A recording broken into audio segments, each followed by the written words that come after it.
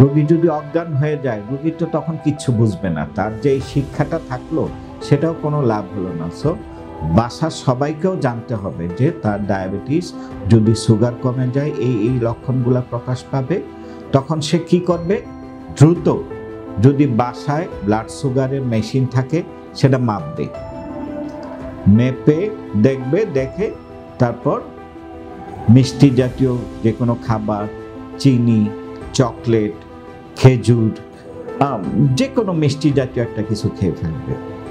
এখন কিছু কিছু ক্ষেত্রে সমস্যা হয় কি, যে সুগার ফল করছে, এই সিমটমগুলো আছে, কিন্তু আমি ব্লাড সুগার চেক আপ করার কোনো ওয়ে পাচ্ছি না বা নাই।